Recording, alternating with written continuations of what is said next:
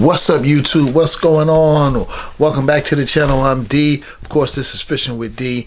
Again, welcome back to the channel. If you're new here, consider subscribing, hitting the notification bell so that way you could be, of course, updated on everything that we do whenever we do it.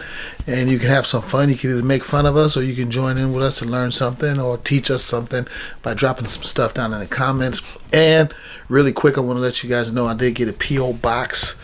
And my intention with that is you can send lures or anything that you want. We want to try out here on the channel, or you can just leave it in the comments and say, hey, give that a shot, so we can give it a shot and share with everybody. So today I'm breaking down the top 3 lures that every angler, I should have in your tackle box. So look, stick around. Again, subscribe, and I'm going to share with you some. I'm not a pro, but I'm going to share with you some tips that I think is going to help you get the most out of using them. And first thing, let's talk about the 3. That way you know if you want to stick around or not. So first is going to be the Senko worm, right? Everybody knows what that is. Stick bait, the old trusty Senko worm. I talk about the Senko worm a lot on this channel because I like it. I love it. I enjoy it. I use it a lot. So it's the Senko worm, and we also have the chatterbait, and we're talking about the crankbait. So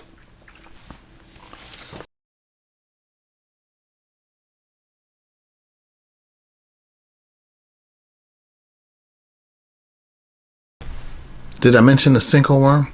Yes, I did. So it's one of the most simplistic, easiest lures to throw, to use. So whether you're throwing it wacky style, Texas rig, even weightless, this bait is almost irresistible to bass on any body of water, and most of the times they can't resist it. You can throw it any time of year. It just depends if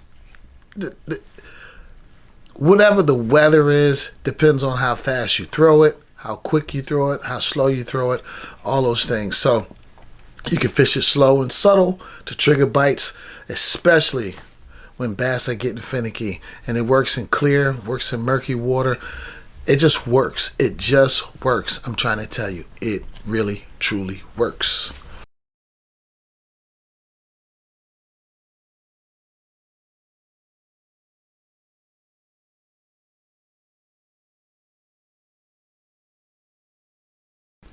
It's a go-to lure when you want to cover water fast. When you want to cover water means get from one end to the next, throw your lure across the water, searching. You're kind of searching out.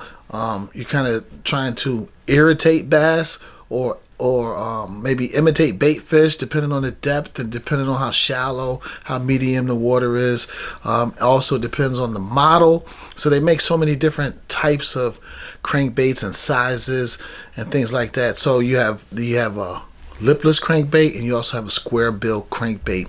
So in this case, I'm really talking about the square bill crankbait, where you can fish it deep, kind of bounce it off rocks, bounce it off logs, bounce it off docks, and it has that erratic movement that kind of triggers bass to bite. So you can either irritate them, imitate bait fish. That's the crankbait. So a square bill crankbait is what I'm referring to at this time. Square bill crankbait.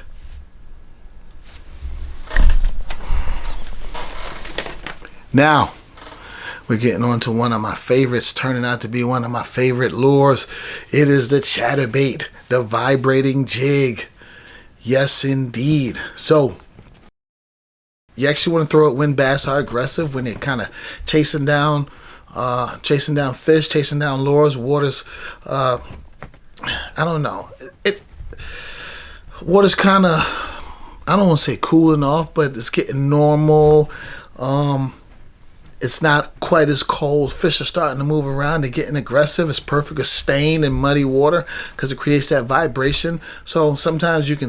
It just depends on what you want to pair it with. You can pair it with a swim bait. You can pair it with a menace rage bug. I get excited, so it's hard for me to kind of. Sometimes people pair it with the curly tail grub. Sometimes people pair it with a fluke.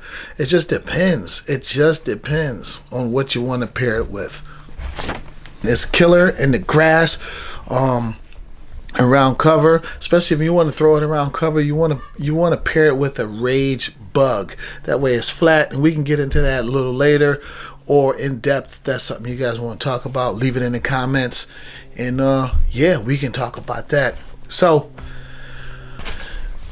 I'm not gonna hold you guys up. Attention spans are really short these days. So those are my top 3 lures for bass fishing. If you want versatility, you want the action, you want the proven results, these lures, they're gonna get you some fish. They won't let you down.